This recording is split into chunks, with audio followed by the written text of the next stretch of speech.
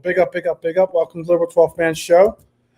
I'm Liverpool 12th Man, and I am definitely trying to make sure that we all stay focused and measured as we approach the upcoming game tomorrow. It's going to be a big one. It's going to be one that's going to be very important to a lot of different things that we have scheduled when it comes to whether they're going to be up or down over at least the game.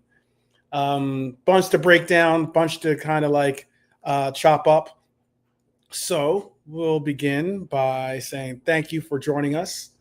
I just realized that it is I'm a little bit late in starting, but I was trying to deal with some trying to get my camera to work. It wasn't cooperating, but I've gotten it finally to work for me. So now I'm ready to rock and roll. And I hope that you are too. I hope that you're good. I hope that you're well. And I hope that you are ready for some fun little fun. So I have some fun trivia for later on. I have some fun little stuff to drop on you. We might be joined by some panelists. I know it's been a little bit more difficult lately because Milante has, work and and JK is sometimes available, sometimes not available, and Lee is also the same. And Brian's got his own show now, and even KJ's got his own show now. So it's kind of like everyone's kind of like, doing their own things and stuff like that. It's all good. It's all good. So we're all still heads held high as well. So we're all here and ready. I wanted to break down the press conference that was given this morning. Want to definitely say hello to everyone joining us, all the Reds that are, and if you're not a Red, welcome just the same. Our manager, Arne Slot, had a press conference this morning, and I had to wake up bright and early for it, but it was worth it because he got some insight as to maybe what the coach is thinking. I'm going to walk you through it in the way the pundits probably won't do themselves. I'll try to go question by question. I'll try to do answer by answer. And then what was he actually trying to get across is what I'm going to try to break down as well. I noticed that rival fans and rival content creators out there are already clipping him for talking about how many long balls Liverpool have to defend. I've seen Terry from the Football Terrorist, who I do admire, or in the sense of he's built an incredible platform for himself. But sometimes he takes a little bit liberties with some of his takes. I know that he tries to be unbiased, but we all know that he is a Red Devil. So, and as of late, some might even say a gooner at heart. Who knows? But it's interesting because more than any other team in the Premier League, teams have chosen Liverpool to attack us by using the long ball strategy. They're calling it excuses. I don't think that's what we're trying to do here. It's not what I'm trying to imply at all. I'm calling it honesty, and that's what it is. Something that is unique with coaches today is, or at least most coaches, is you don't get always the PR approved comments or reactions. This coach certainly gives honest answers, and sometimes too honest for some of our liking, but too revealing at least. But they are all the same honest. And when he sat down with the press today, he told the truth and he didn't sugarcoat it. I think that's good leadership. I think that's positive for us that are trying to get some real, genuine introspection as to what's going on and get some answers and get some easement to our concerns with the team. And you might not like the truth, but don't twist it into weakness. I'm going to say that's not the case for this. So with that said, let's get into it. First up, injuries. Arne said, our gaffer said that Jeremy Frimpong is not, quote unquote, not in a good way, which is not in a good statement or not in a good way of a statement. Um, it's that's not just physical; it's probably mental because I know that it's difficult to get injuries. It's difficult to have recurring injuries. It's certainly mentally difficult when you've rehabbed back from one and it recur and you have that same injury or a similar injury, maybe on a different portion of your, on a different side of your body, and it's tough. It's really tough to see. And I feel for Ryan Grab. Excuse me. I feel for Frimpong for what he's going through. He said Alexander Isak and Ryan Gravenberch both look unlikely, and Allison is still out. I was happy to hear that it wasn't a serious situation with Alexander Isak. Now, of course, we're going to have to wait and see for further evaluation of the player. But for me, that would say to me, hey, it's not as bad as we thought it was. For me, I'm saying do not push the envelope. Allow for the young man to simply take a break, rehab, or not rehab, but rest, recover, and get stronger for the upcoming games because we got some big upcoming games ahead of us. That said, with the Frimpong situation, that probably means that Connor Bradley is probably going to be our starting right back. And that means going forward, he's going to be our starting right back. That's something that we can probably rest assured because I don't think Joe Gomez is going to be used in that role simply because we have a center half, an absence of center halves to call on. We have Dominic Szoboszlai that has been thrown into that right back role quite a bit, but that's hopefully just in a pinch, okay, not for necessarily trying to utilize him as a right back because we've seen how good he is the right midfielder. Shout out to or that's a particular shout to Montz, who's particularly uses choice words when it comes to Dominic Szoboszlai. Not really flattering words at all. And he also is adamant about the declaration of Szoboszlai should be a right back. He can't play right. He can't play in the midfield. He's not a forward. His only place for him is a right back. And I think that's just small-minded, if you ask me, because the man's a right midfielder. He's just playing right back as a need, not a necessity. So that said, that's where we're at with the main injury list of players. Then he got onto a topic that I had to deal with yesterday, quite a bit actually on other shows, in chats, dealing with rival content creators and even our own content creators. He dealt with Florian Wirtz, the issue of Florian Wirtz, and bring Lee in as well.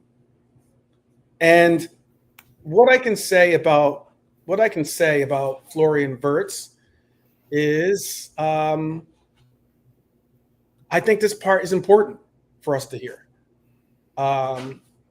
Slot basically said, "You lot are focusing on the goals and assists column, but look at what he's actually doing." It's exactly what I brought up on the catch-up show yesterday when I was asked that question by none other than the two Arsenal hosts, but also by Vader, who's a Manchester City fan, trying to press the issue about Florian Wirtz. And when I brought up, he's got numbers that back up his progressive or his actual, I think, over exaggeration of being a underachiever. I think that it was pushed at, he's like, you got 2 assists, and now all of a sudden you're screaming from the rooftops that he's back and he's this and he's that and he's so great. And I wasn't necessarily saying that. It was a great accomplishment that he's had in that last game against Frankfurt. But what I am emphasizing in the forums that I'm able to frequent, and that is that Florian Wirtz has been creating, just as our coach is trying to bring out here. He said, "Look at what he's actually doing." He pointed that to United. He pointed towards Frankfurt. Wirtz created the same number of chances in both matches. Against United, he was on the pitch for 28 minutes, not an entire run, 28 minutes, and created more chances than anyone else. That's outrageous efficiency. 2 assists versus Frankfurt. Finally, players capitalized off of his creativity and movement in between the lines. He arrives in pockets where we've needed someone all season. I think that he is performing. It's just a matter of this team gelling. We got Lee with us, which is a blessing. Big up, Lee. How are you? Hi, mate. Yeah, he had a good game, didn't he, against Frankfurt, Florian Wirtz. So hopefully that little bit of, because he will have got a boost from creating a couple of goals, definitely. So if we can get anything like that type of performance against Brentford, it'll be different, it's a different type of game, but I'm reasonably confident that what we've got can do the job. The players we've got available, there might be a couple who are out injured, but I think the players that we've got, we should have enough to get a result. Big up KJ. KJ in the house. Big up to Dustin. Big up Dustin, my guy. I think it's funny too, because it's amazing how quickly sentiment can change for players, for the coach, for the team in general. And it's so interesting too, because you hear these takes and a lot of these people, it's the reason why I'm happy to see KJ with his channel. I'm happy to see people like Dustin or Lee Wizkid or Honesty or Hylor or any of the others that frequent Trudon, those people that frequent the chats that I see in various other chats that are trying to speak the true word, as opposed to going up against some of the Chicken Little concepts or even the Chicken Little guys out there and gals, or even some of those that have the blessings of having their own channels or having their own platforms that seemingly want you to forget. They try to do the Men in Black thing and try to make you forget that they never said that, or maybe that was never something that they thought of. There's you know what I mean? It's incredible how there's some people, not some, a good number of people in the chat that were with me from the very gate, for instance, with Endo, from the very gate with Chiesa, from the very gate with Szoboszlai.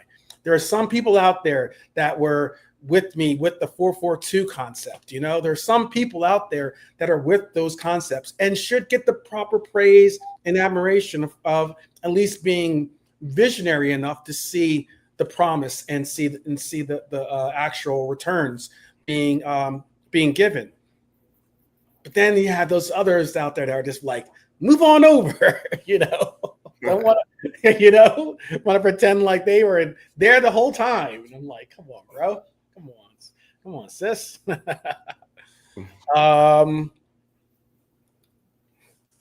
What is that? I'm going to read this on.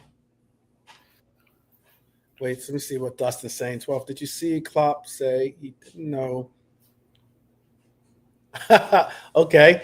Dustin saying 12. Did you see Klopp said he didn't know he can spend that much after people claiming for about a year now we didn't spend because of him, like it's a fact. Dustin, thank you. Again, this is why he's a legend in himself as well.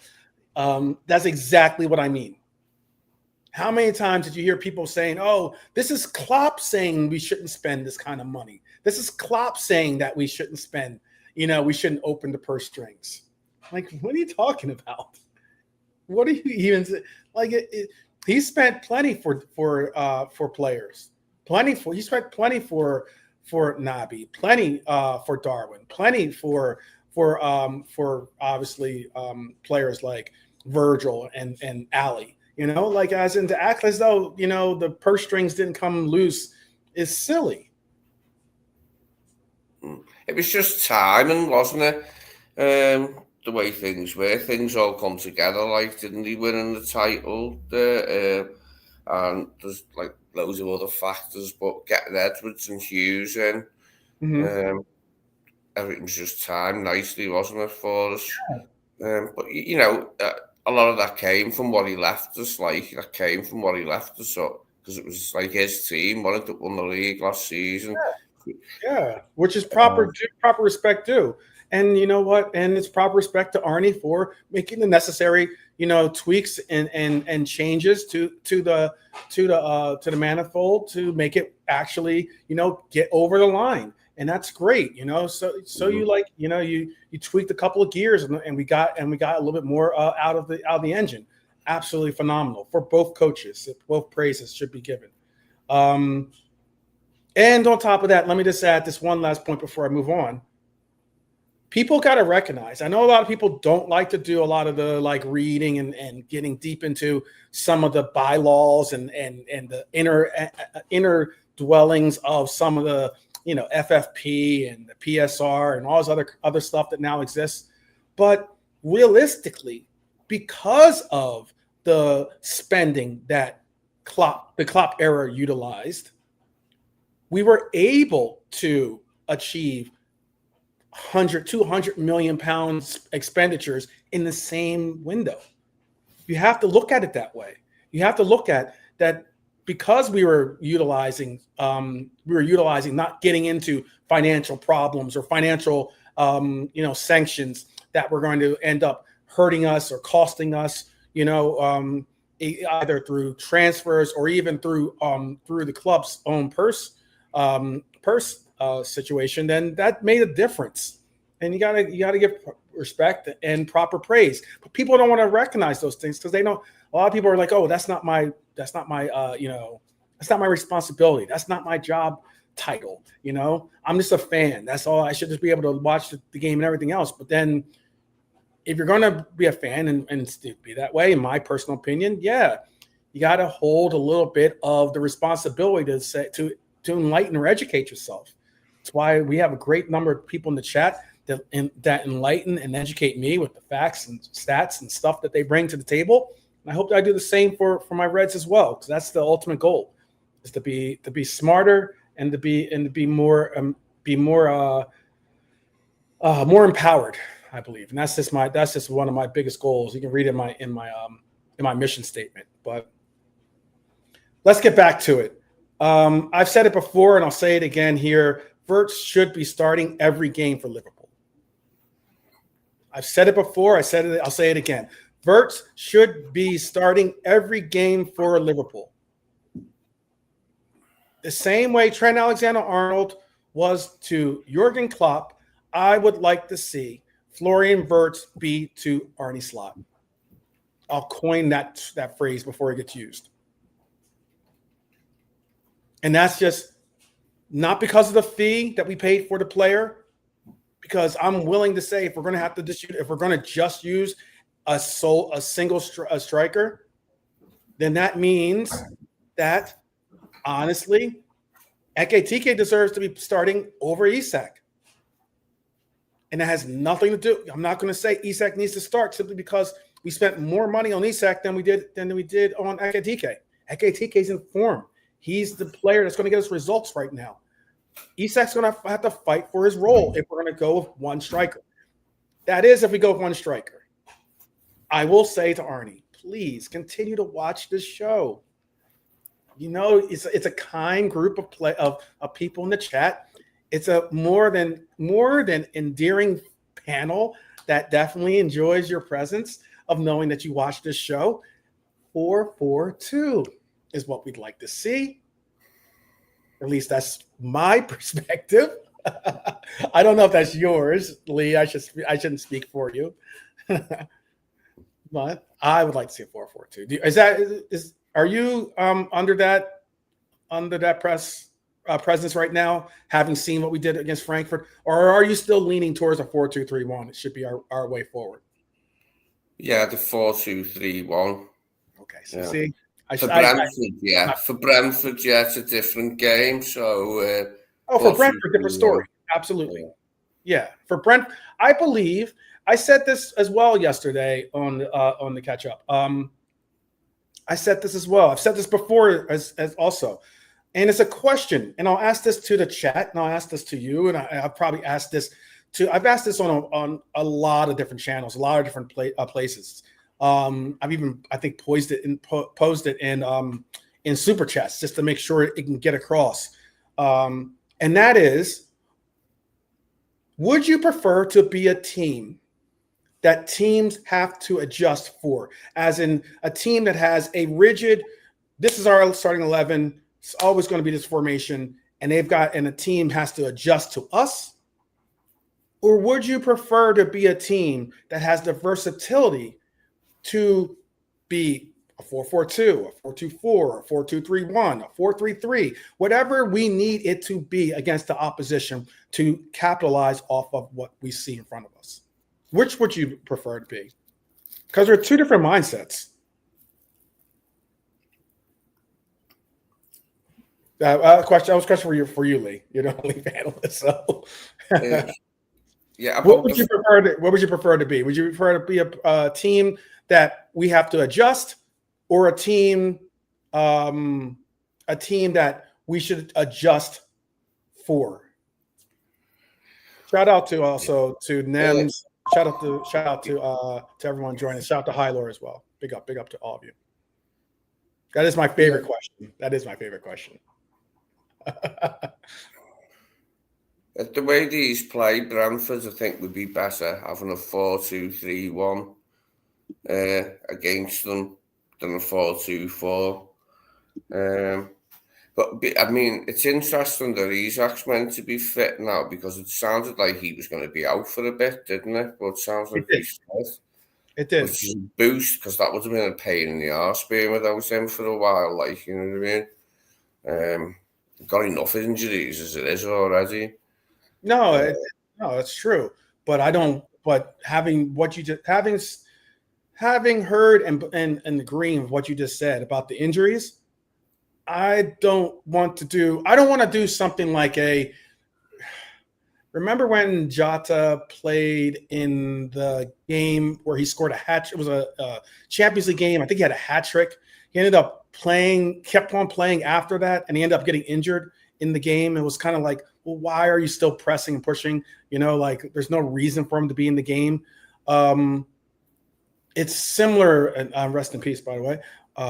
It's similar here with Isak. I don't need to see him play tomorrow.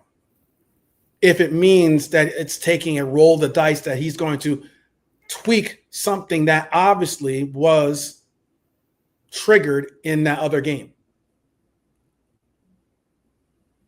Slot said this. Slot said it's not just about new signings. It's about form and the connection between players. He's basically admitted he's not prepared to name a best 11. And that's why I was asking about. That's why I tried to ask you the question. I think you kind of didn't answer it, but it's all good. And I think that's the thing. He hasn't come up with a best 11. He doesn't believe in having one fixed 11.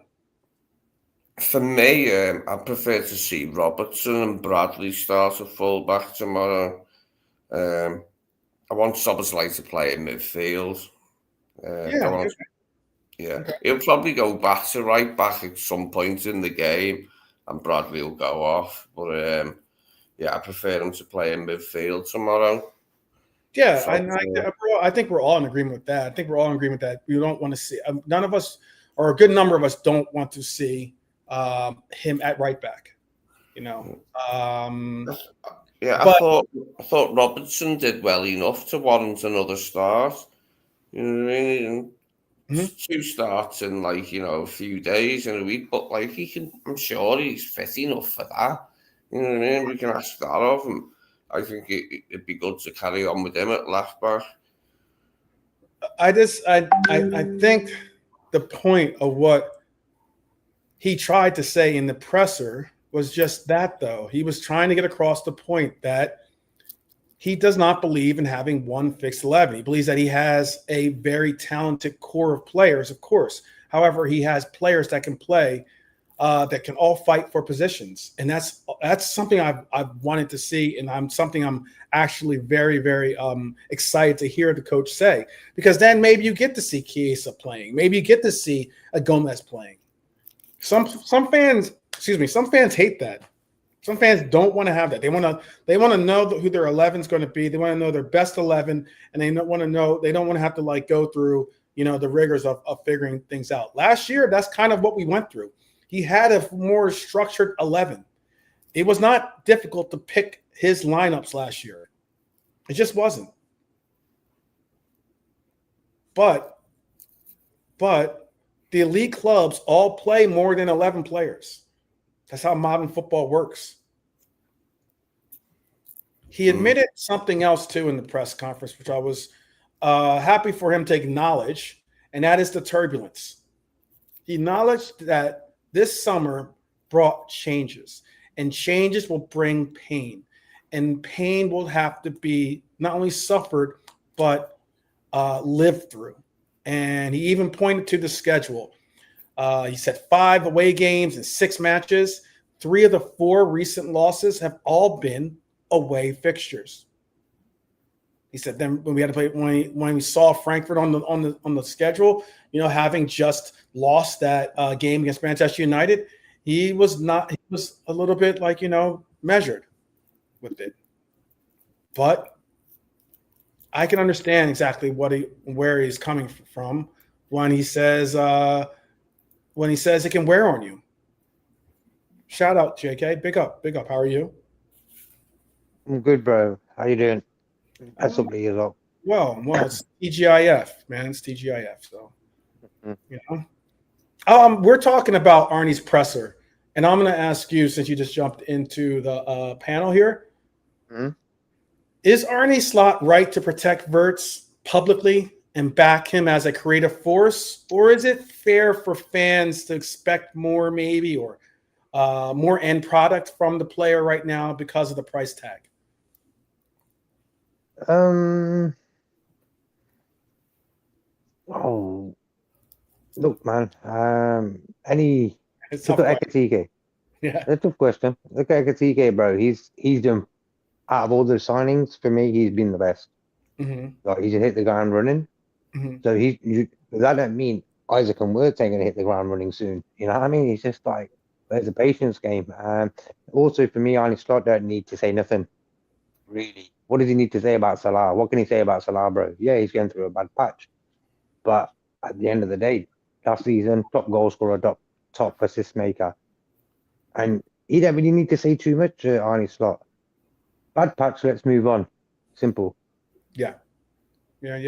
I mean, I think you're right about that. Let's be real. Output arrives when structure is right.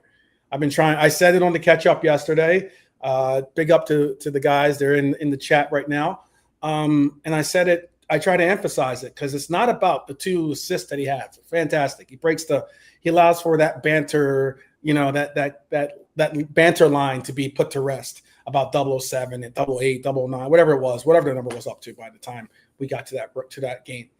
But what I was trying to get across is that, the structure around him has to arrive. Like Wirtz is doing elite level chance creations in difficult settings. Imagine him when the team isn't being rotated every week due to injuries and form. Imagine when he has a team that is in line with the type of form we want to see the other players in. We have some players that are in great form, Ekatike or Damis Basalai, like fantastic. Yet, others are starting to get there. We're trying to get Mohamed Salah to that form. We have Cody's in form, fantastic. But there are other players that we're trying to get into that form. Those chances have been, unfortunately, at sometimes at the feet of those other players who are trying to get into form. And when those players start clicking, we're going to see Wirtz emerge even in the Premier League. I announced that I think he's going to be a godsend for us in the Champions League, but I think he's going to be a contributor to us in the Premier League too. And if you're judging him off goals alone, you're just watching highlights, not matches, because he has been productive in his presence. Yeah, getting them 2 assists will have given them a boost, definitely. Just got to try and help them to carry it over now into the Brentford game, get everybody else around them switched on, and see if we can have the same thing. Same with Mo as well, to create something. Doesn't necessarily have to score if he starts. I just like to see him creating for someone else, perhaps. Maybe for Hugo. Okay. Yeah. But, I'm going to ask you. Go finish your statement. I'm going to ask you a question. No, go on. You should. So with that said, then I try to get an answer out of you before. I try to pose my favorite question to you before. You kind of did the politician answer and kind of like sidestepped something else, but it's all good. I'm gonna kind of re-ask it in this question here. Does Slot refusing to name a best 11 feel like a smart modern squad management move, or does it sound like our manager still hasn't settled on who he trusts in big moments? And that's for you, Lee. That's a tough one. Since you could have answered the other one. The other one's a lot easier, but this one is now on you. Well, it changes, doesn't it? Your best 11. So, yeah, it is a smart answer from him then, isn't it? Because it changes your best 11 with form and different things, injuries and that, like, it's whoever's best for that particular period of the season. Who's fit and who's fine. McAllister isn't at the moment, is he? He's not. Isak hasn't really caught fire yet, like. But Wirtz is starting to, and Hugo already has. So if we can just get Salah and Gakpo sorted on the sides. Well, Gakpo is scoring, actually. Gakpo's doing well. Understand. I hear it. I hear you. And that's only Mo really that's missing out on a goal or an assist at the moment. If we can get him in on the act, then we'll be doing well, won't we? And Chiesa's got to be in with a shout soon as well, as a start, hasn't he? He's another good option. It's just good news to hear that Isak isn't actually injured, because it sounded like he was yesterday. The news I heard, it sounded very bad, like he could be out until after the next international break. But it hasn't been as bad as that, thankfully. Yeah, because we're going to need him. We're going to need him in these upcoming games, and we could use him in Brentford, of course. But I mean, I don't want to risk him in Brentford personally.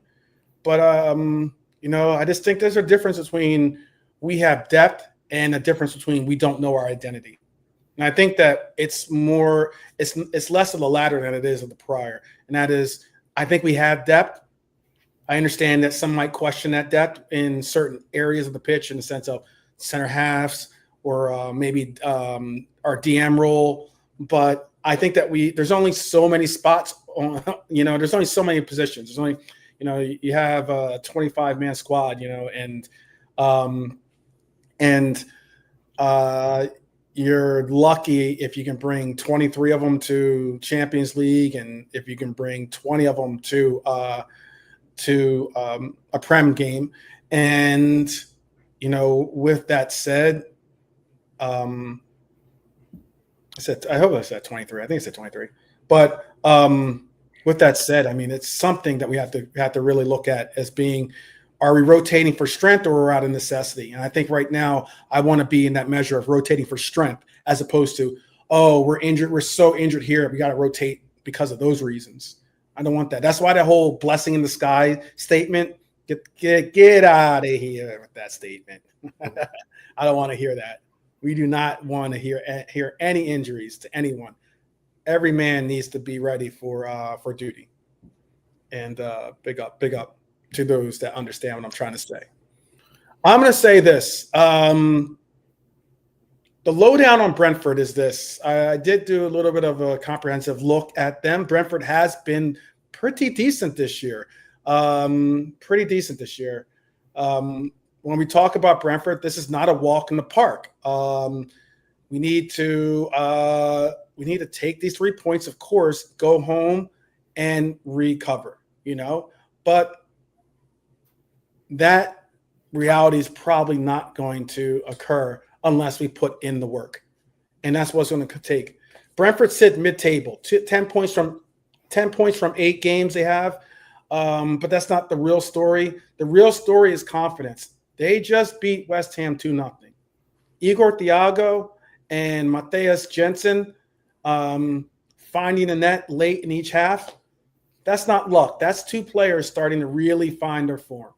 Thiago, again, a very good player coming back off an injury, is going to certainly have to be someone that we highlight in making sure it doesn't get started. But that's a team. They stay compact, absorbed, then punched. They were good. Subplot, with Brentford is this. Brentford are a team with a Liverpool DNA, people. And what I mean by that is they're a team that have some really, really important pieces from our own team. Now, I know Sepp Vandenberg, that's one thing. I get it. He didn't necessarily play for us that much. But he was a coveted player at the time when we went for him.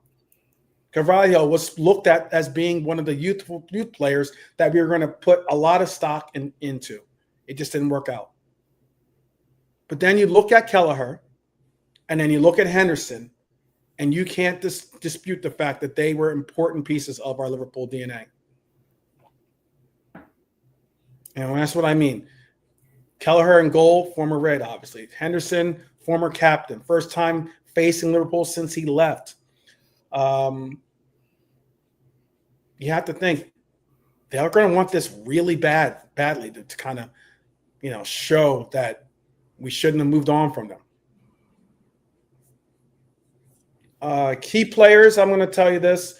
Igor Thiago already has 5 league goals. Only Haaland and Semenyo are ahead of him. That's serious credit to the player. Henderson leads them in assists, and still at his golden age of football, at least, dictates tempo. Kelleher, 20 saves already, and a penalty save, by the way, on top of that. He's not playing tourist, never has, never will. Big up to the Irishman. And listen to this profile. Brentford don't take a ton of shots, but their shooting accuracy is top tier. They don't want the ball. They average about 40% possession, and they wait for you to get stretched. Then they go straight through your rib cage, like gut punch right there, Perfect setup to punish a team like Liverpool that want to press and squeeze their opponents. Recent history has it. We doubled Brentford last season, had a clean sheet, 2-0 at Anfield. And then in London, we got the late heroics from Diaz, Salah. Who was it? There was another player. What's his name, bro? Man. What was his name? He's a player that did nothing for us, too. Oh, what was that guy's name? Oh, yeah. Darwin Nunez. Big up, Darwin. So people forget how many times Darwin dragged us out of fire. Some of us, namely myself and JK, leads on the fence. But all right, anyway. No, remember that Brentford game from last season where Nunez got the winner? It was good, that one, eh? Yeah. He's gotten a few winners for us, by the way. What? Yeah. Some people don't remember the missed sitters. I get that those missed sitters hurt. Absolutely. But I remember points secured, and that's what Darwin got for us that day. So big up to him. I'm going to ask this to you, Lee.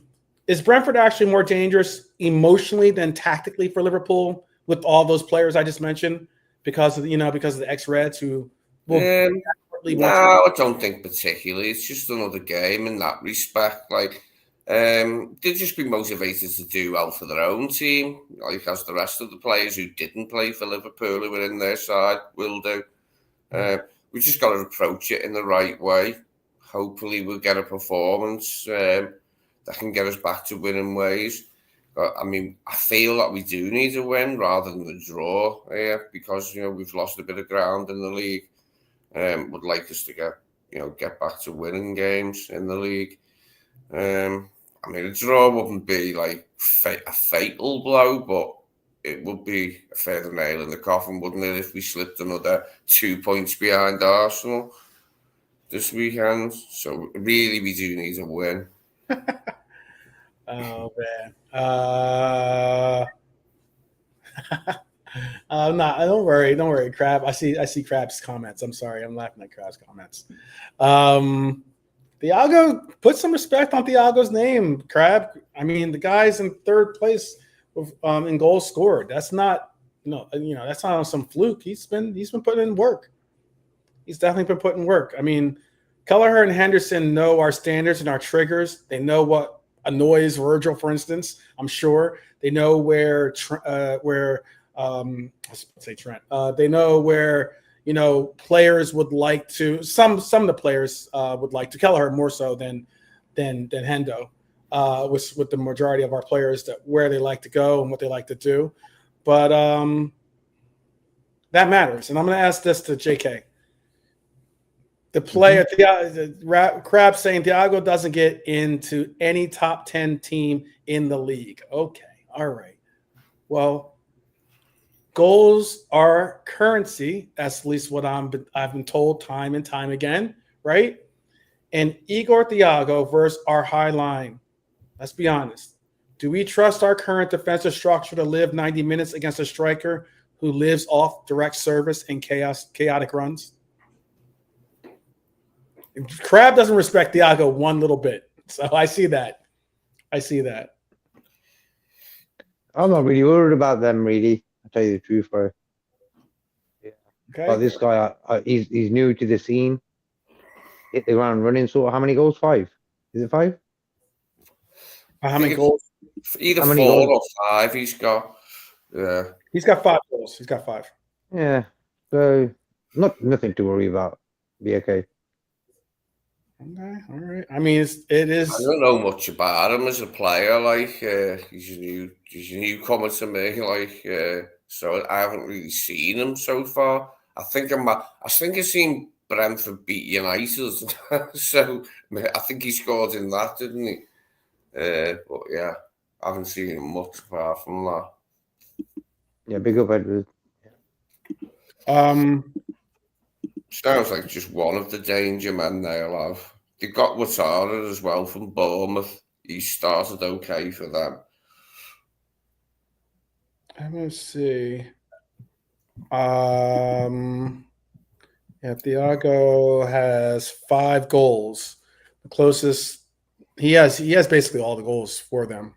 Jensen has 2 goals for him as well. But I mean, he is a good player. He just happened to be injured.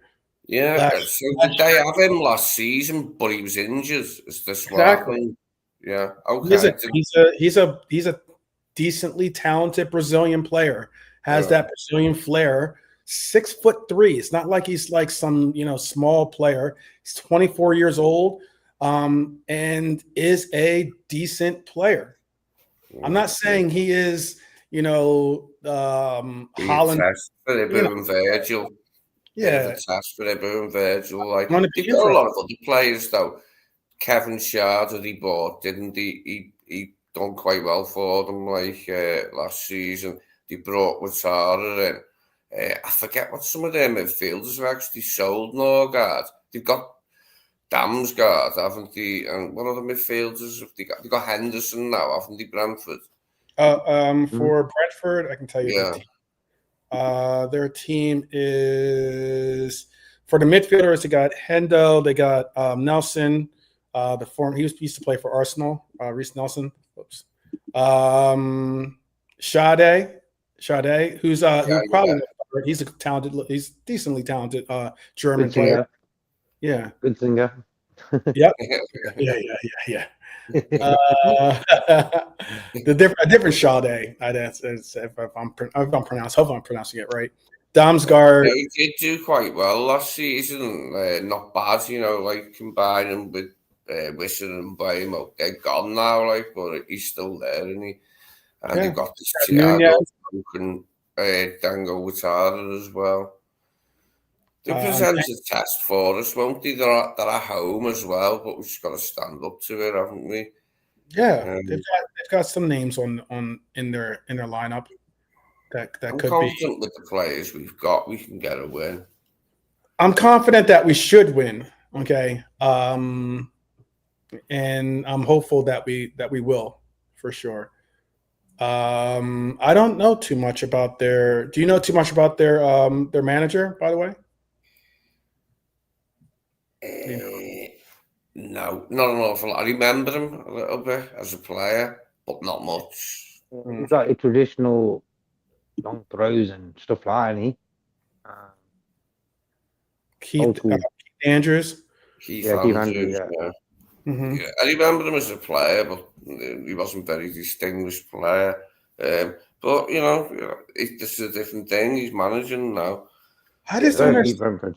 I get people. I get it, people. I see it. I see the sentiment in the chat. People are like, "Oh, Brentford are crap. Brentford are crap." Like, I understand that. But I'm just trying to emphasize: any game on the road is a difficult measure. We've already been proven that. It's because we've been playing crap. This looks like a hard game. If we were playing better, maybe that too. Maybe a little bit of that as well. Maybe and 3 league defeats. It looks tougher than what we would have probably thought. Do you know what I mean? But just another game, really. Though it's a game we've got to win. Mm-hmm. They aren't that good, so we should be able to beat them. Well, yeah, this is not it's not Thomas Franks.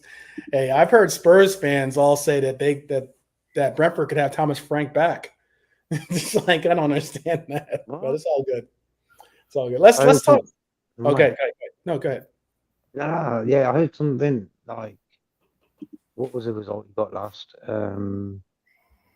Couple of draws, 0-0, I think.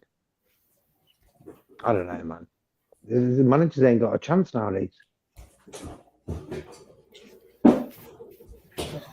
You really don't. You really don't have much of an opportunity to really grow into the role of the gaffer these days. It's always a tough job, the Spurs job, to be liked at Spurs, isn't it? Like, they hating managers. We consistently hire bad managers, but I think they've hired a decent one in Frank. I mean, he's got to make them better than what they were under Ange, hasn't he? Mm-hmm, mm-hmm. Also, just like Nems LFC just did, if you put your score in, I'm gonna do my best to star it so I can bring him up for our score prediction segment.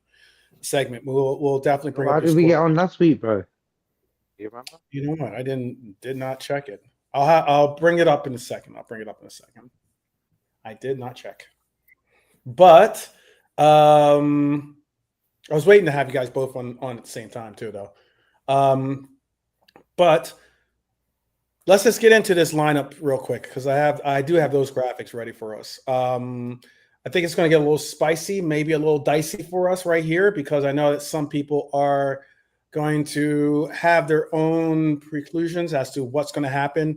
We finally snapped the losing streak with that 5-1 victory over Frankfurt. And yes, they were wide open, but it felt like getting air after being suffocated. Slot shifted the shape to what I will call 4-4-2. Sometimes morphing into a 4-2-4. During possession, it became that. But now we might be reverting back to a 4-2-3-1. And the point is, it was more vertical and more ruthless when we played that 4-4-2. So it's going to be interesting to see us revert back to the 4-2-3-1 and what we can do with that. I'm going to bring up the options here. And these are the options I believe we are going to see. Bring this to the stage here. Make this big for you guys. So I think option 1 is Marmardashvili, Bradley, Ibu, VVD, Kirkez, Jones, Sabasalai, Salah, Verts, Cody, and Eketike. Connor Bradley is in for Frimpong, obviously, who Slot said says straight up is not in a good way. So we all know that right back's pretty much a necessity thing.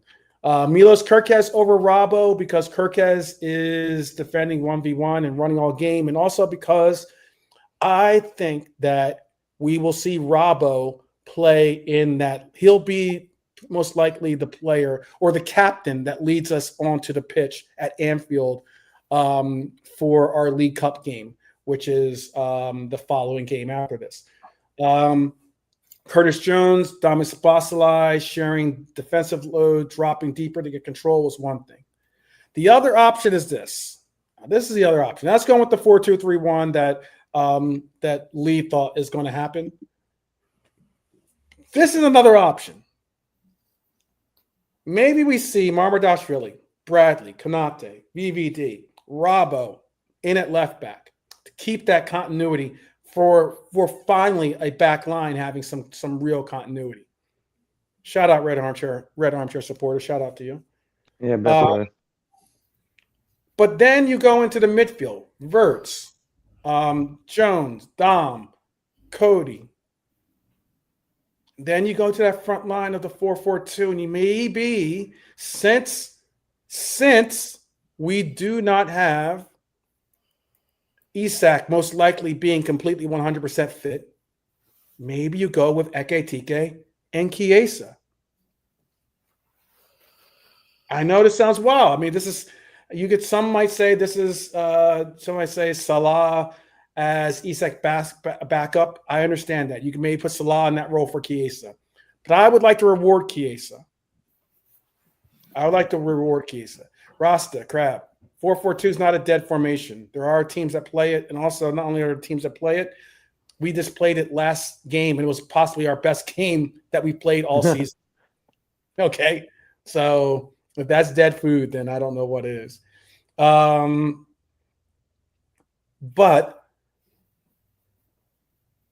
Federico Chiesa has been delivering when called on. He was player of the month.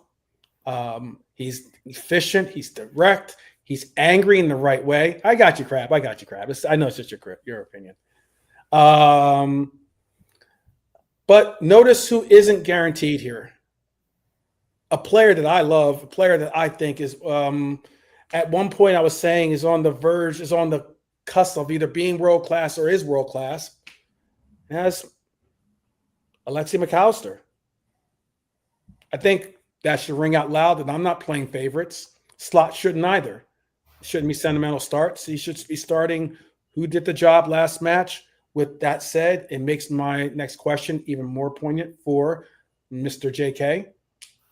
Should Federico Chiesa finally get a Premier League start based on impact, or do you go back to Salah plus status plus history and live with the form dip that we're living through right now with Salah? Mm-hmm. Mm. And tell me which one. Do you want me to bring up the 4-4-2, or do you want to bring up the 4-2-3-1 so you can reference that as being how you want to look at your what formation would you go with first off? Yeah, I'll probably go with the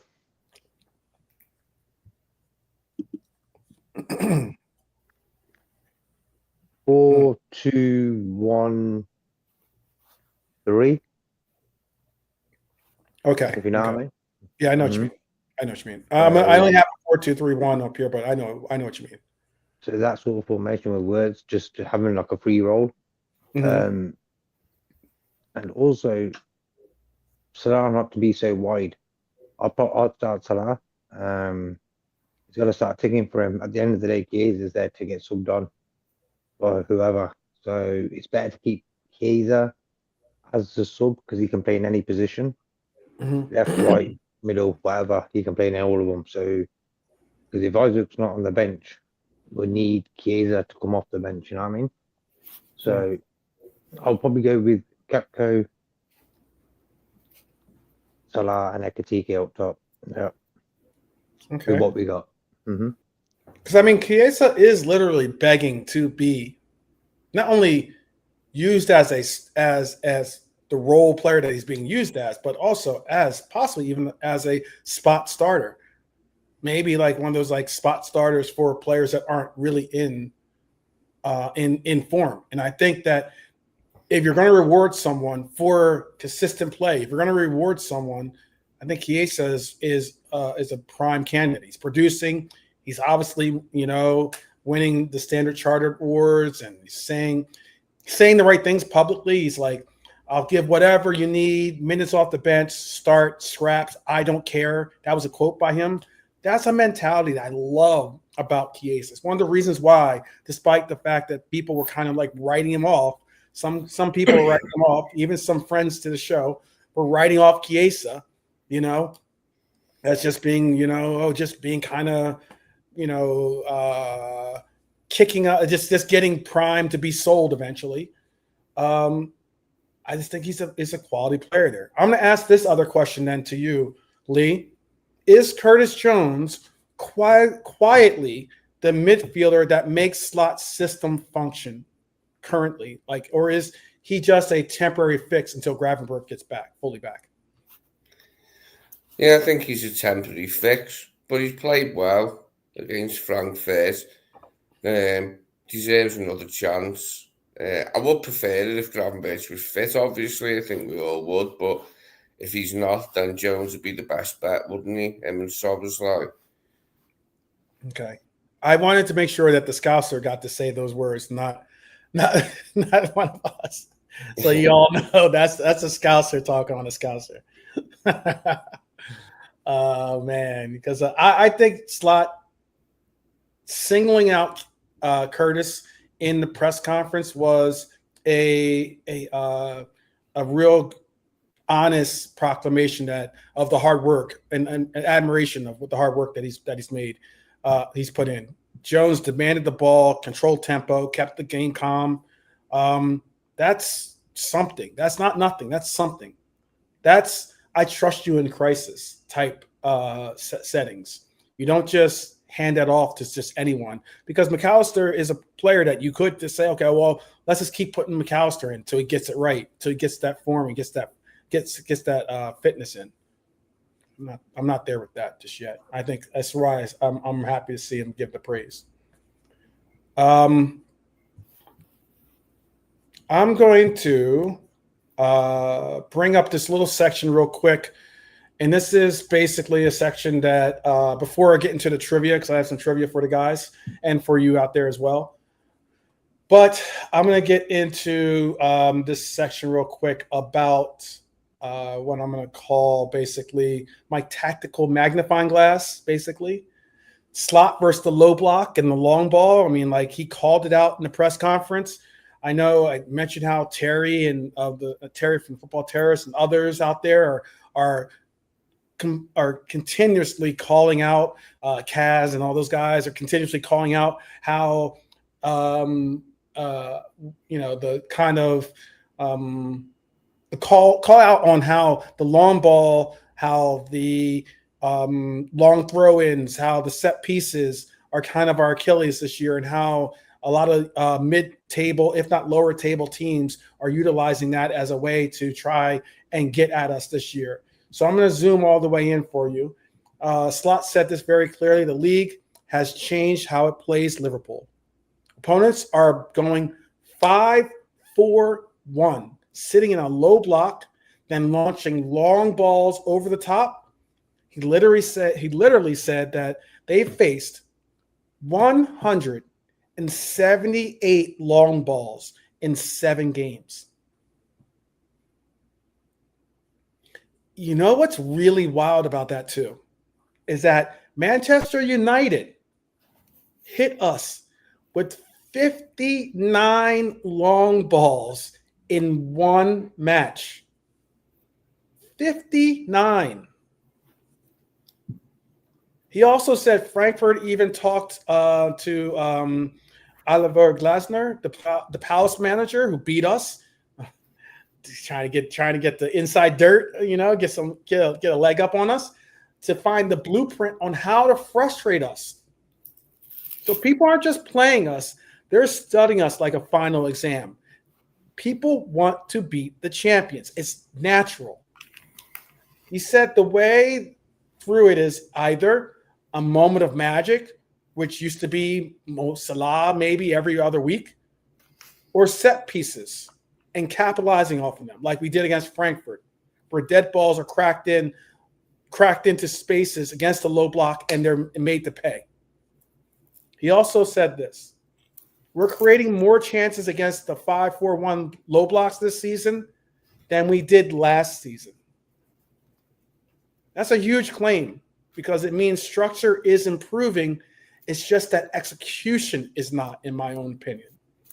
This is where rival fans go, oh, those are excuses. Those are excuses. Jamie's making excuses on Sky Sports, or he's doing this, he's doing that. I don't hear excuses. I hear a diagnosis from a very honest coach. Here's my question for the room and the chat.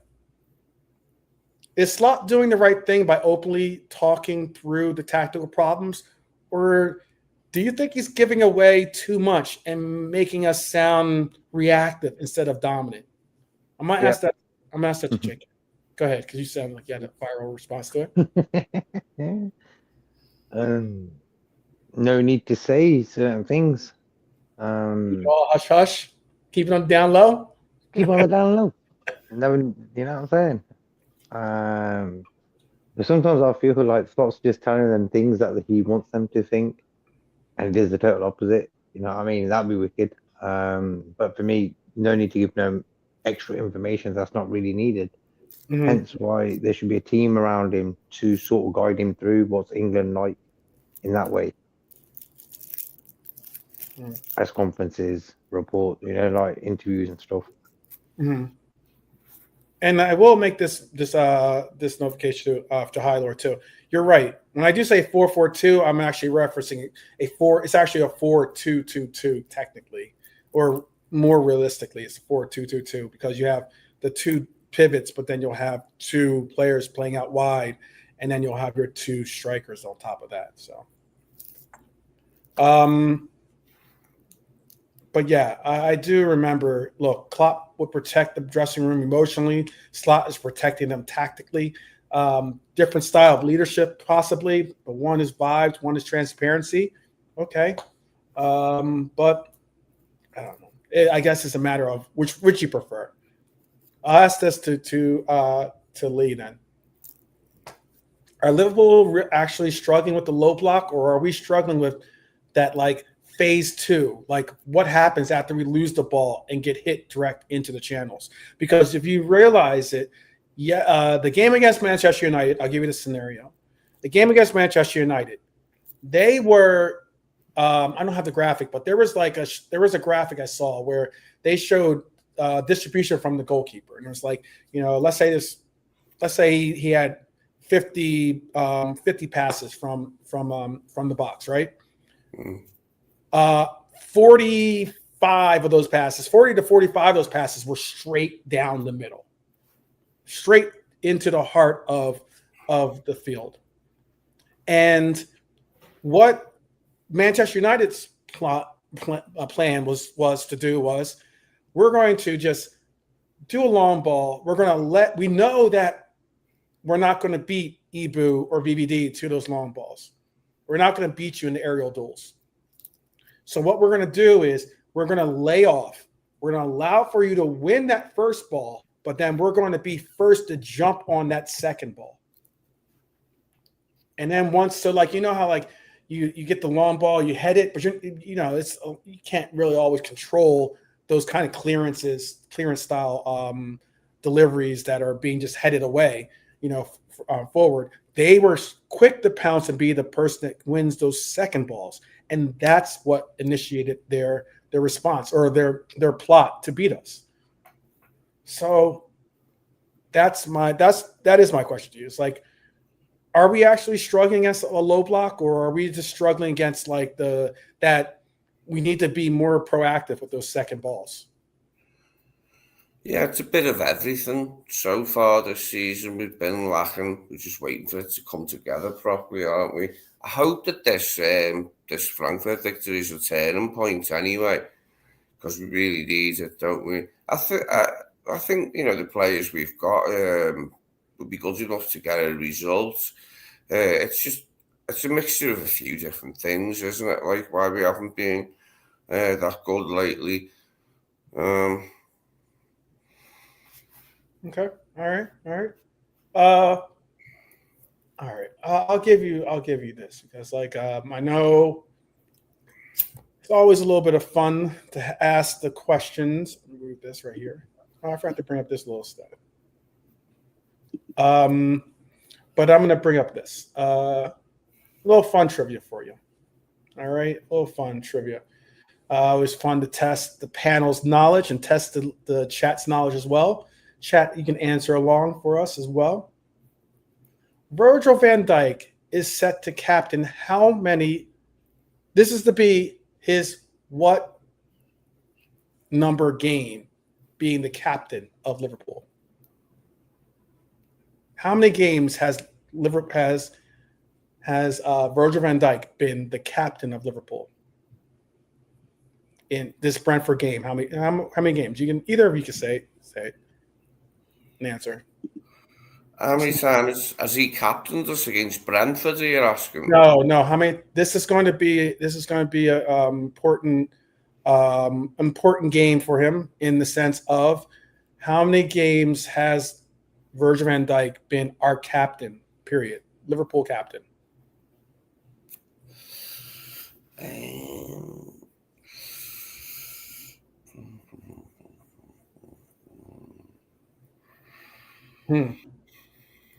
Let's see. Just take a guess because Lee Wizkid just got it. The other Lee just got 150. Is that it? Yeah. Yep. 150th time cap as our leader on the pitch wearing. That's a round numberish thing, isn't it? Like 150, 250 sounds even better. Yeah. He might get there. Still got a bunch of. He'll probably get another 40 games in, something like that, this season. Good to see him and Canati on the score sheet in the same game, wasn't it? Like from two corners. Long may that continue, that we're dangerous from set pieces, because they've definitely been costing us on the other end, haven't they? So it was nice for us to get in on the act, wasn't it? All right. Well, then I'll ask you this: name the last Liverpool player to hit that same milestone with the armband and lift 6 different trophies as captain as well. Henderson. All right. Look at the big brain on Lee. Very, very good. He was captain for ages, wasn't he, Hendo? And we'd be up against them as well. Do we? Tomorrow. All right. Follow-up question for that, because it would be interesting. It is going to be a measure of a former captain and the current captain going up against each other, which should be interesting. But I'll ask you this question, panel and chat. Who was the last Liverpool player to score on his birthday? Because we have 2 birthdays tomorrow, by the way, for 2 Liverpool players. Who was the last Liverpool player to score on his birthday? Gravenberch. Is it? Was it Gravenberch? I need some Jeopardy music or something like that. I don't have anything like that. I'm going for Gravenberch. We're going for? No, that'd be incorrect. You want to take a stab at that one, JK? You want one? Just trying to think. 1 second, bro. Last Liverpool player to score on his birthday. Some Jaws music would be good. Yeah. Joey G. Yeah. Leslie. Big up, Lee. Who would you think it would be? Who would it be? McAllister? Let me see. Pit says nah.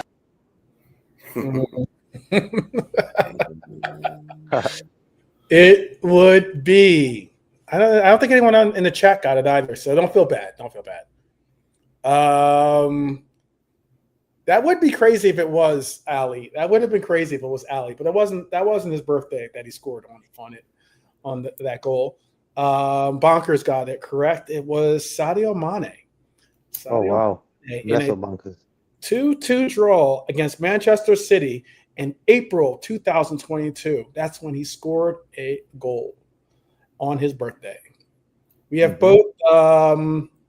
Here's why that matters. Today or tomorrow, both Federico Chiesa and Dominic Szoboszlai have birthdays on match day tomorrow. Both of them have birthdays on match day tomorrow. So there might be maybe another addition to the birthday boys. I actually remember I did there's quite a few Liverpool players that have scored on their birthday. By the way, there are quite a few. I remember we did that as a question or something like that, a trivia question before. All right, here's another one for you. I only have like 3 or 4 questions.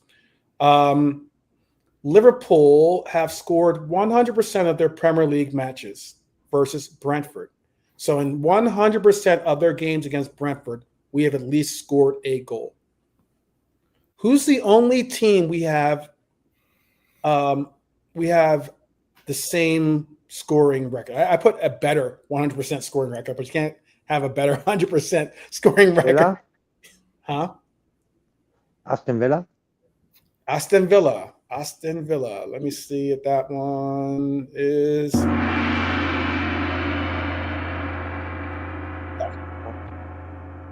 That's loud. I know. Sorry about that loud gong. You want to try one?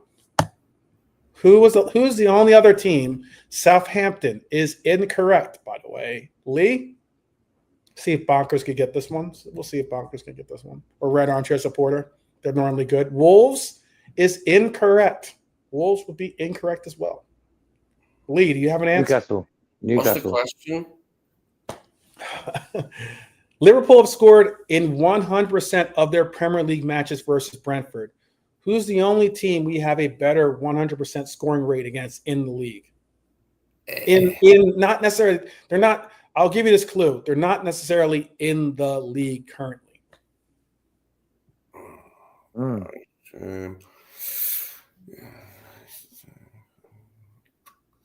Ipswich. That's a good shout. Luton.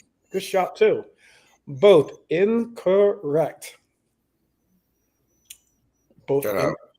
West Brom mockers are saying nope. Leicester. Accrington Stanley. Yeah, there you go. Has Accrington Stanley ever been in the Premier League? No. Not Accrington. I don't think they've ever been. Yeah. Go ahead. Give a guess, Lee, and then I'm gonna tell the answer. Leicester, I said. Nope. Derby. Blackburn. Come on, Lee. Who are you thinking? Can't think of Middlesbrough. Throw one out. Who? Middlesbrough. Wow. No. Pit says nah. Sorry. It is QPR. I thought you might guess that one because QPR has been up in the league a couple of times. I know that they have a really decent fan base too. I know a couple. I forgot about them. You forget about QPR sometimes now. They were like a reasonable like size club a while ago, sort of like in the Premier League. And when the Premier League first started, they were anyway. I haven't seen them for a while though. QPR. He has 3 names, or it's James Alcott. I think that's his name, right? He does some great content creation, breaks down games and everything else. He's been on a couple of different big name shows too, like Sky Sports and stuff like that too, or ESPN, I think actually. But he's a QPR fan. I just know that. That's the only reason I'm bringing that up. All right. I'll give you an easy one. This is a true or false. Mohamed Salah averages a goal every 83 minutes, even though it doesn't feel like that right now. But every 83 minutes versus Brentford, he averages a goal. Is that true or false? True or false? That includes direct goal contributions and everything else too, by the way. True or false? It's a 50-50 choice. You guys, I'm sure you. True. Okay. I'll go true. You both go true. Red Armchair Supporter. I want to believe. Bonker says false. Lee WizKid says false. Everyone thought I was trying to throw a spanner into the works. Very specific. I know. Very specific, right? The answer is true. He scores every 83 minutes versus Brentford. He has had a goal. You better be on the bench tomorrow. Yeah. Should be interesting. Should be very good. Very, very good. This one's not a real trivia question. It's just a question in general. Who's actually under more pressure tomorrow? The champions who need this win in the Premier to, rectify their Premier League skid, or the home side that's supposed to be punching up tomorrow? That's more pressure. Mm-hmm. Yes, guys. Yeah. Every game's pressure for us. Yeah. Very, very good. Very true. That's what happens when you're top dogs. Yeah, it does. It does. We need the big dogs. The big dogs. Bro. Yeah. I don't think I have a dog. I don't have any dog silence. Sorry. Who let the dogs out? There you go. Maybe that. No. All right. Actually, I think Salah has got a decent record against Brentford, as Hyla mentions there. 6 times in 7 appearances against Brentford. Mm-hmm. Carry that on tomorrow night, because 8 o'clock kickoff. So's the Villa one as well. 8 o'clock kickoff, which is something new for a Saturday. Okay.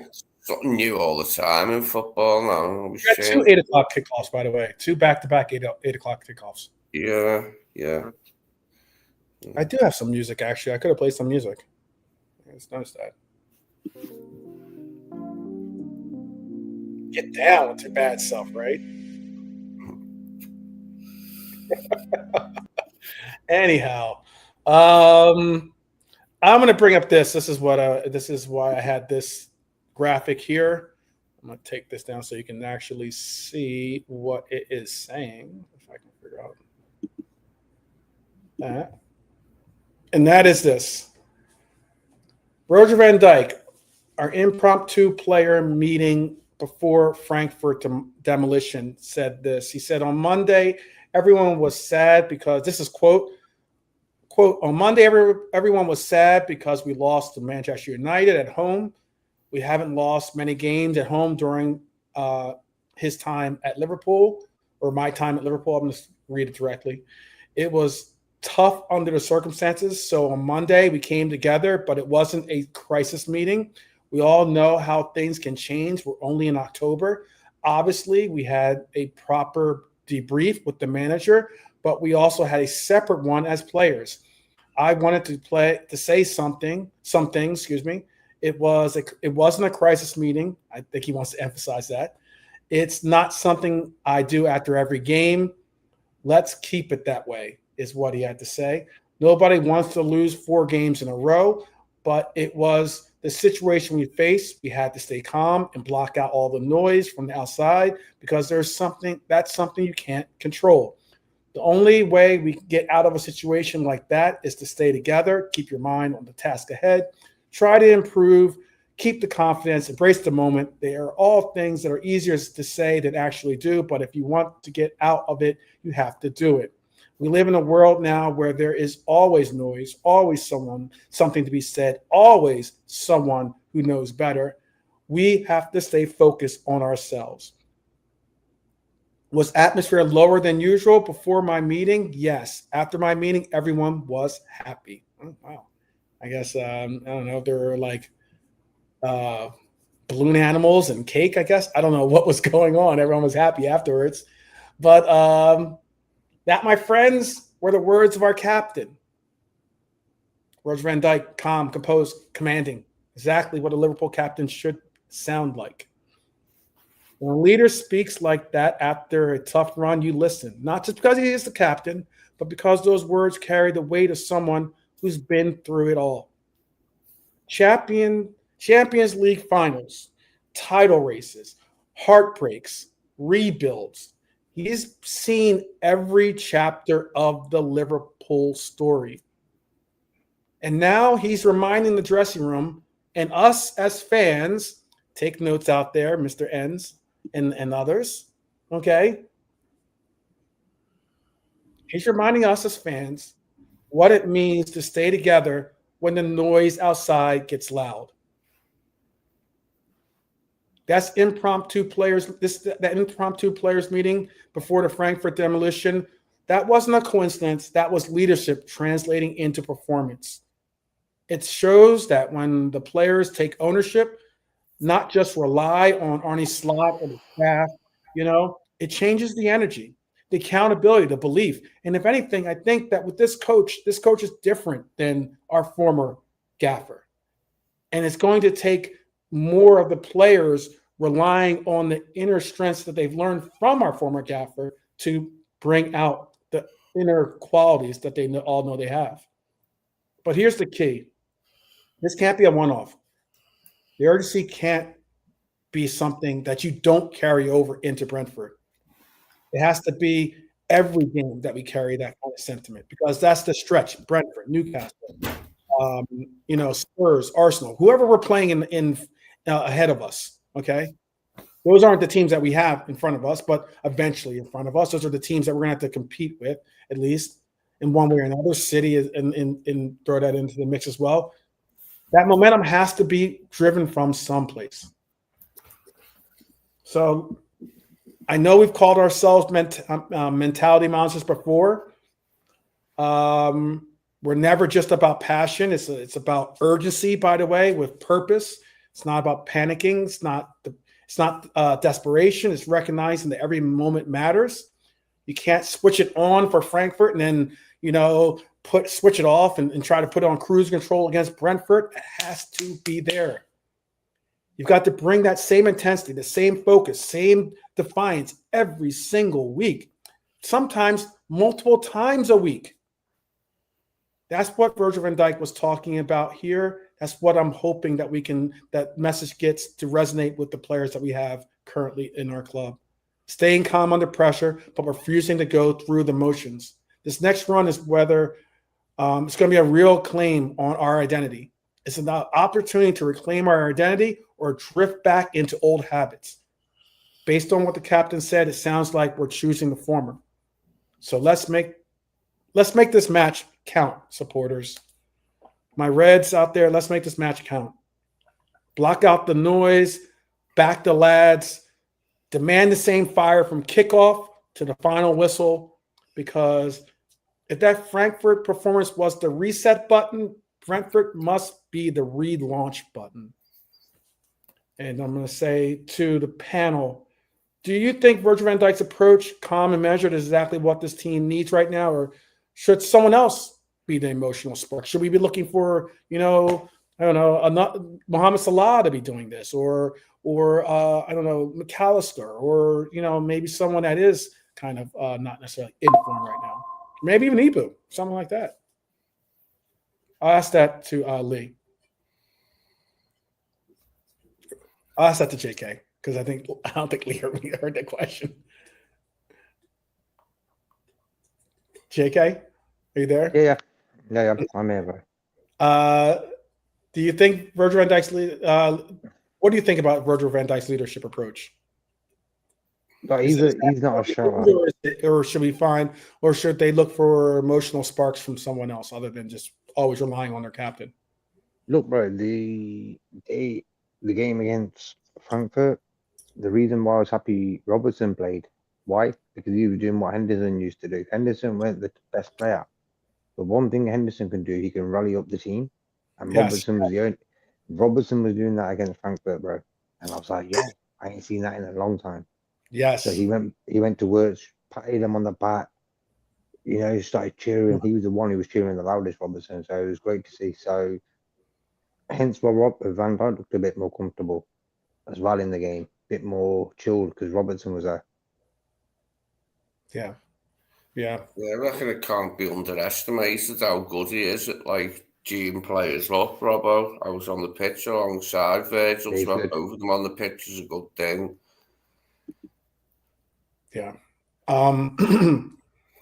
Can that kind of player-led accountability be the difference in turning form around, in your opinion, Lee? Yeah, small margins all over the pitch, like, isn't it? You know, and if we can bring someone in who's just a little bit, I think he's probably in a little bit better headspace than Kirk has at the moment. I wouldn't say Kirk has played badly or anything. It's just it's got to take a little bit of time still. And you know, we've got two choices, so you know, exercise your choices. Like try Robertson for the bit. I think there's a real player in Kirkes. I can't emphasize that enough. I am excited about the future with Kirkes as our left back, but at the very moment, I've just been saying why I have had a preference for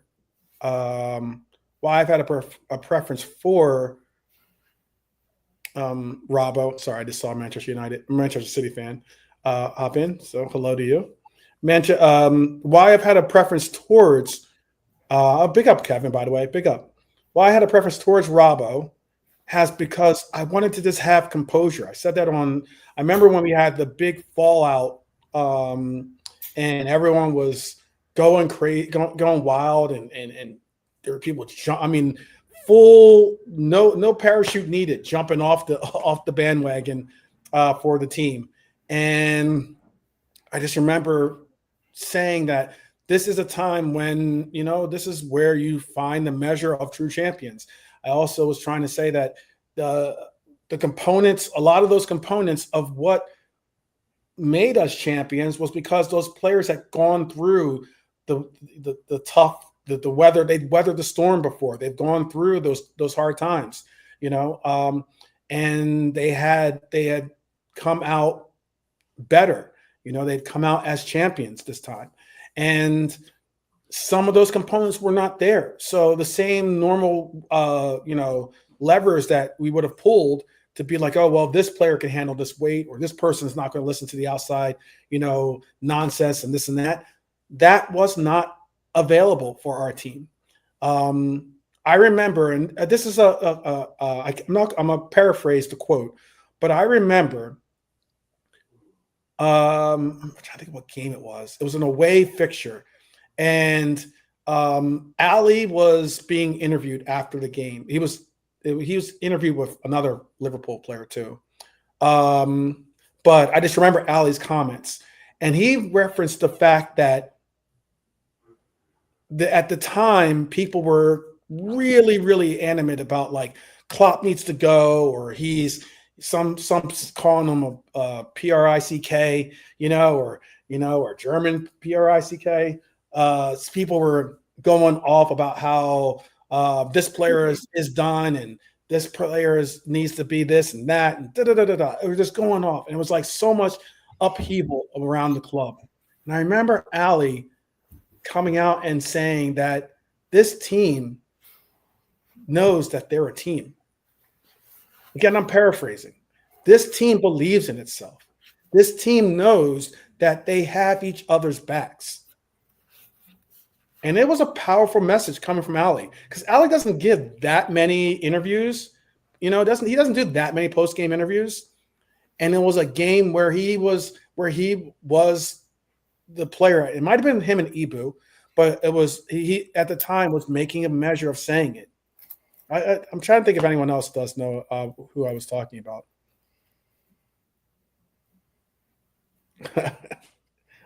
Yes, he did say that, Kevin.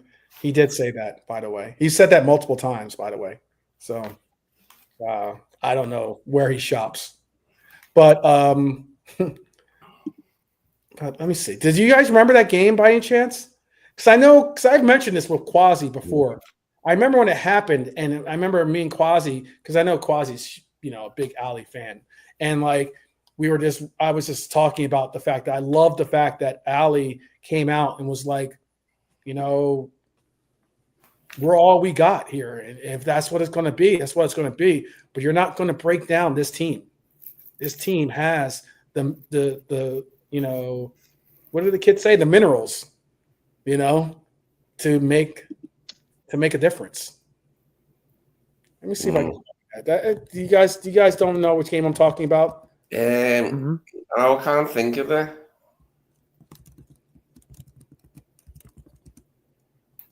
Let's see if I can find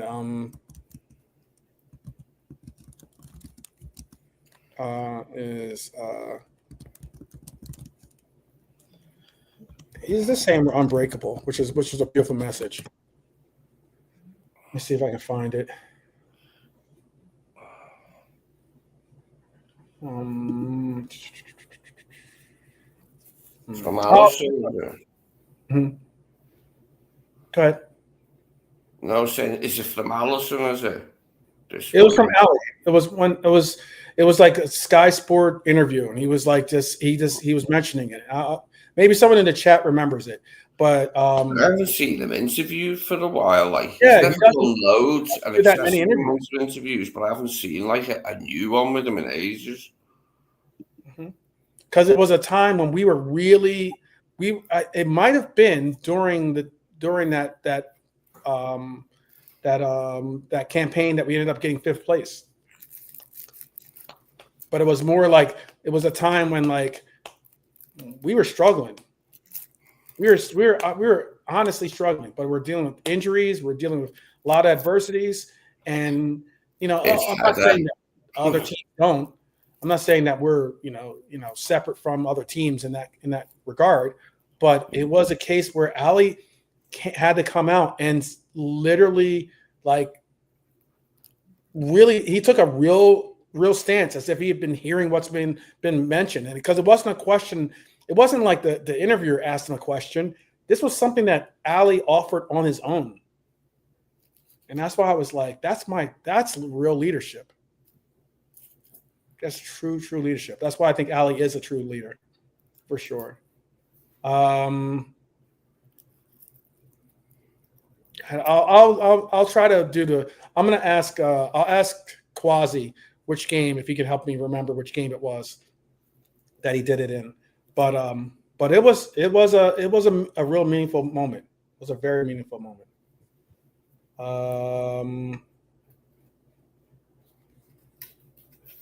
Anyway, we're going to have this game tomorrow. So what are your scores? Let's get your scores. I only had one person put their score prediction in. Nems put his score as being 4-1 tomorrow. What's your score prediction for tomorrow? And then we're gonna pack up. What's your score prediction, JK? He doesn't matter which one of us go first. Score prediction, I'll say 3-1. 3-1 to us. I'll go. If we pick 3-1, that's the sign. It's going to be 3-1. Nice. All right. I had 3-1 too. All right. I was hoping that I was going to be left out. Yeah. All right. Well. Yeah, I even put that in as where was it? Let me see if I can find it. Find the graphic. Oh, here it is. Even had it as, how you can pick your score and then you have to lock it in. That was my score, 3-1. Who's your score? Who's your scorers in the game? Are we getting some set pieces tomorrow? I could see Salah and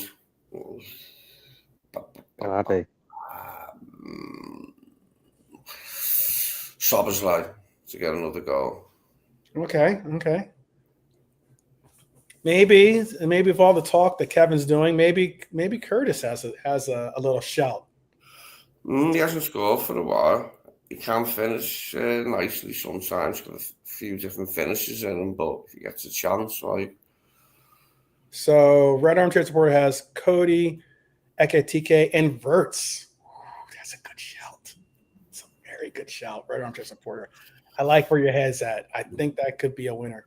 Definitely see Hugo score. And I was really pleased with his finish against Frankfurt. Mm-hmm. It was lovely, wasn't it? It was the best thing of the entire match. It was just that the pass and the finish, superb. More of that, please.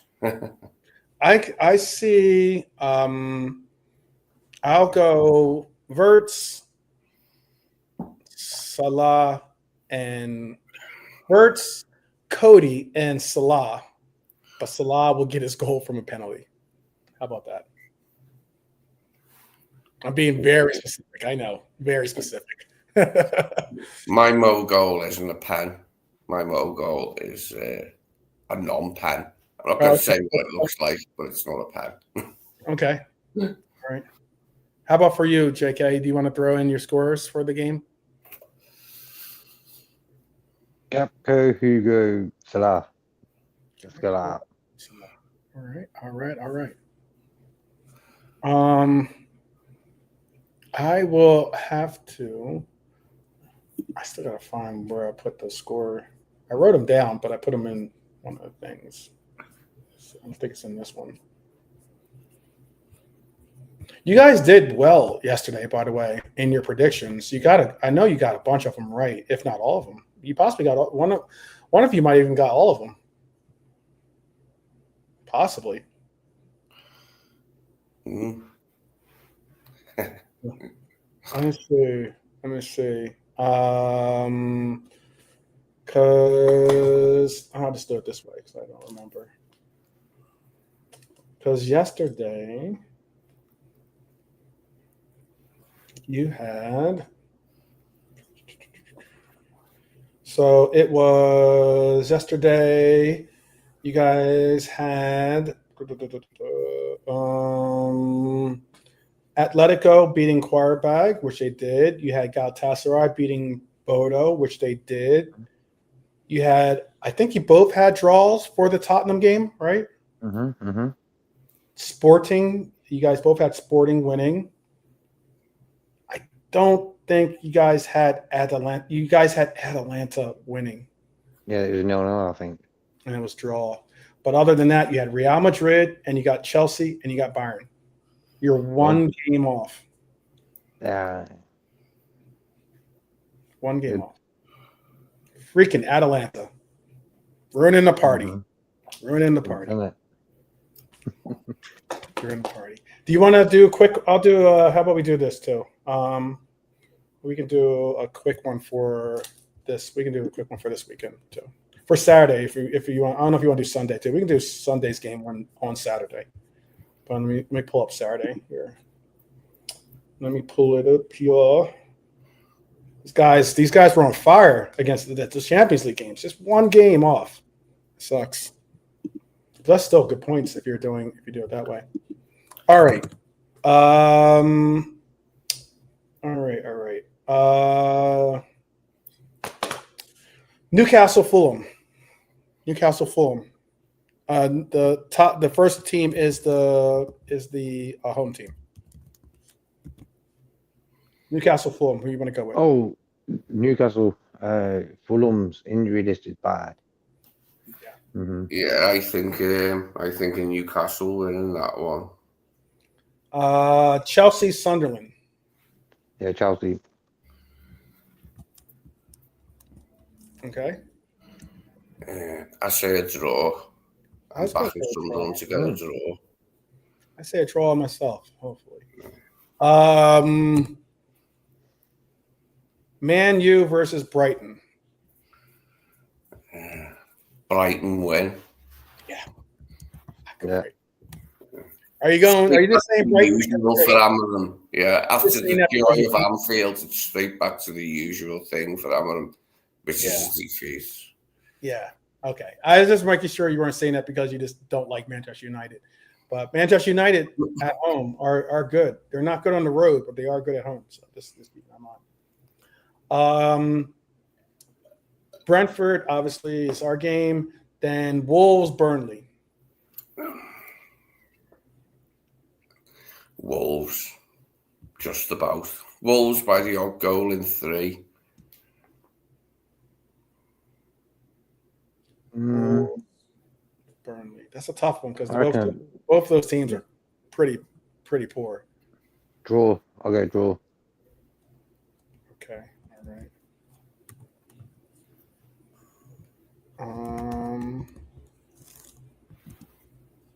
And then Brighton will beat United. Watch. United go back to the shenanigans of what they normally do. Oh yeah, I got you. Be United. quite funny. So you think United's going to win? Is that what you're saying? No, Brighton. Oh, Brighton. Okay. All right. Brighton, Burnley, better drilled. Lee thinks. Okay, so Burnley in that game. All right.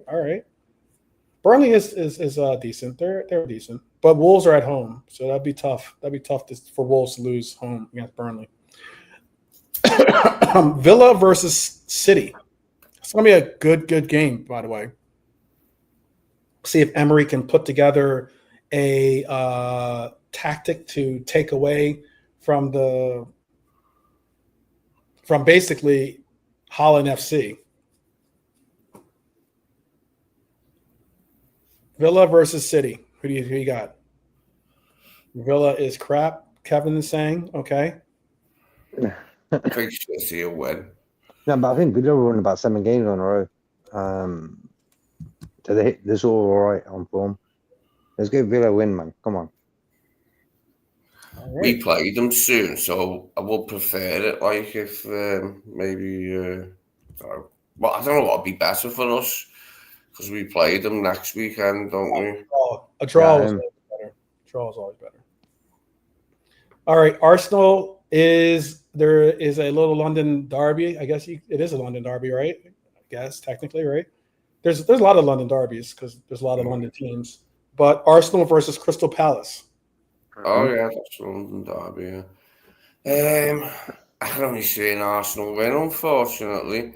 Crystal Palace were playing great a few weeks ago, but they've fell off the little perch they constructed for themselves at that point, and their form's took a dip, hasn't it? So I can only see Arsenal winning, much as I'd like anything other than a win to be true. A draw would do, mate. That'd be fine. A win for Palace would be excellent. Be the best result for us. So can't see it. Think Arsenal will win. You could say Villa you say Villa is crap, but Villa is undefeated in their last 5 games, by the way. Yeah, they're all right form. That's bad news for us. Yeah. Especially, and they're all Villa is on the road. Villa is at home, by the way, against City. That's another one where the win would be good for us. Like for City to get nothing. Who are you going with in the Palace game? Arsenal. Oh, I know yours. I'm at JK. All right. Let's go for a draw, bro. A draw. All right. Bournemouth versus Forest. I did all the games here, so I just went through them all for them. So Bournemouth versus Forest. Draw. Bournemouth. No. Bournemouth. You know why? Forest played yesterday. They won 2-0. Boy. I am right in saying the Forest still haven't appointed a new manager. Oh, it's Sean Dyche, bro. Sean Dyche, yeah. Oh, is it? Sean Dyche? I thought that was just a joke, man. I didn't know he was back. Someone mentioned him like a while ago. Oh, so it's Dyche, is it? Okay. Bournemouth is at home.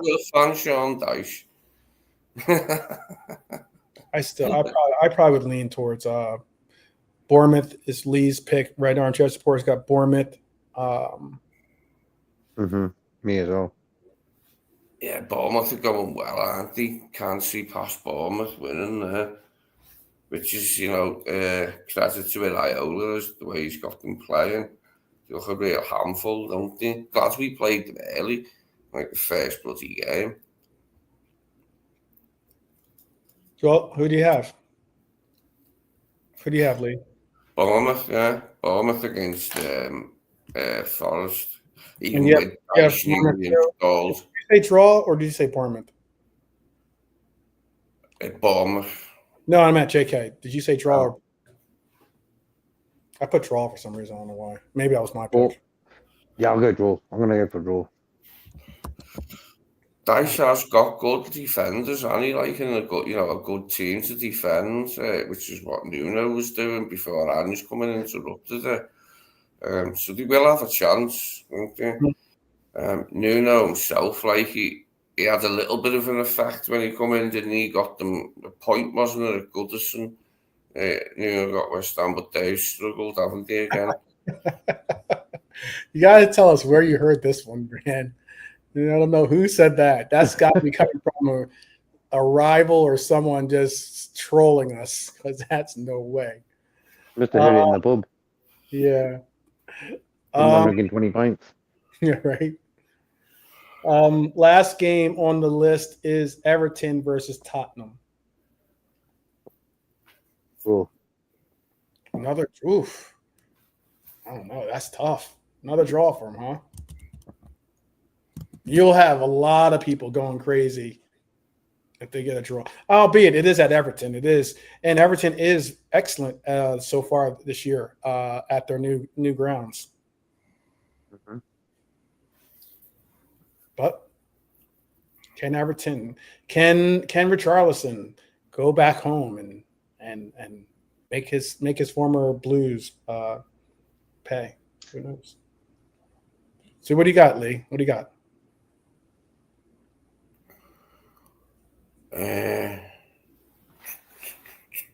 Sorry, which game was it you said?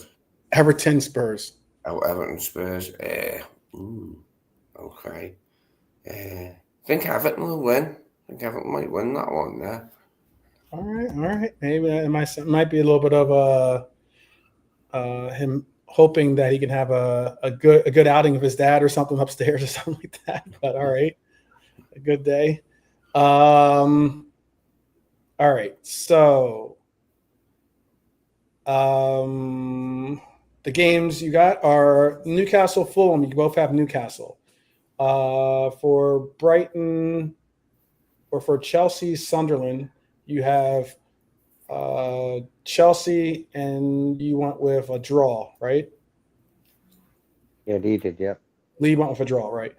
For Brighton, Man U, you want both Brighton. Mm-hmm. For Brentford, that's our game, obviously. For Wolves, Burnley, you went draw and Wolves. And then for Villa City, you both, or not both, excuse me, one went Villa, the other went City.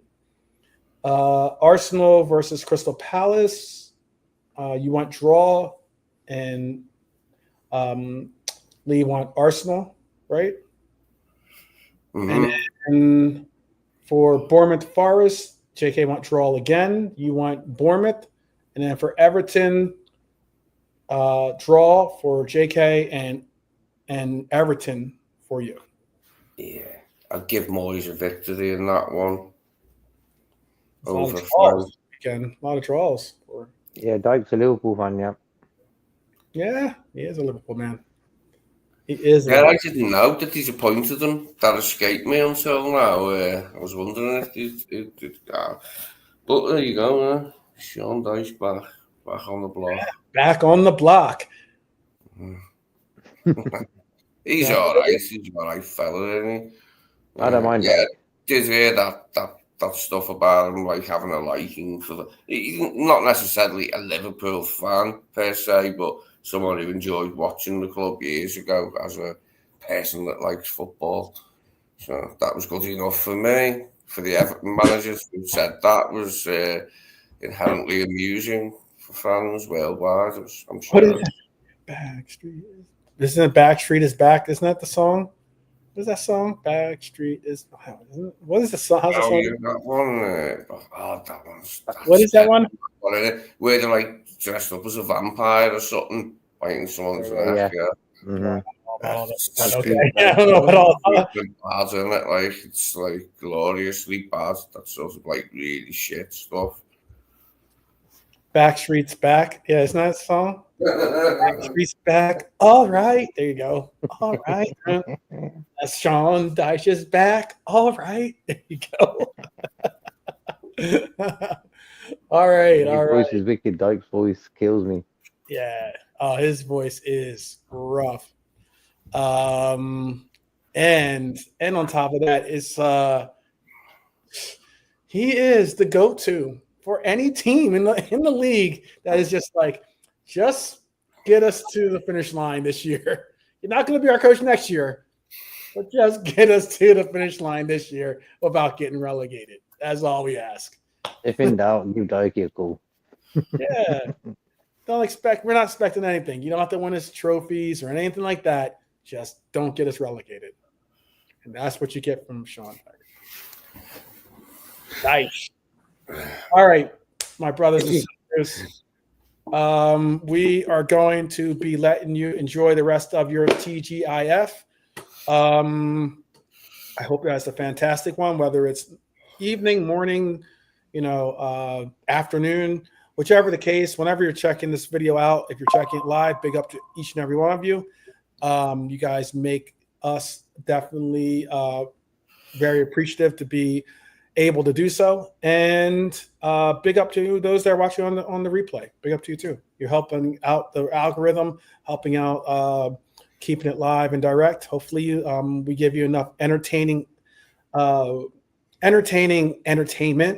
enough to stick from the start to the finish.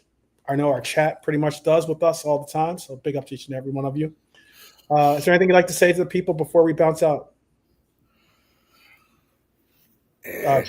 Lee, either or. The funniest thing about the Backstreet Boys was that the fat one was called Joey Fatone. Okay. All right. That was literally his name, wasn't it? Joey Fat One. I didn't know what his name was, and that's how I thought of him in my head, the fat one from Backstreet Boys. And then I found out his name was Joey Fatone, or Fatone. Yes, that's funny. Hilarious, that. That's a great way of remembering it, I guess. JK, you got anything to say to the people before we bounce? Yeah. Enjoy the game tomorrow, and we're gonna win. Yeah, yeah. I'm gonna do my best to do a roll call for tomorrow. I don't think I'll be going to my supporter club because I got 2 gigs this weekend, and I'm supposed to go to Vegas this weekend, but we'll see about that. So with that said, I give you this little bit of Shangri-La, this little bit of Zen here, seeing our captain be chosen as the player of the game for our last game. Hopefully we can get similar results from him and the lads this weekend. Before we bounce, big up to each and every one of you. But before we bounce, I gotta love the fact of Agent Cody photobombing Virgil's big day. So shout out to Agent Cody. Shout out to Virgil. Enjoy your weekends. See you tomorrow. Big up the Reds each and every time, and definitely take care, my friends. Take care.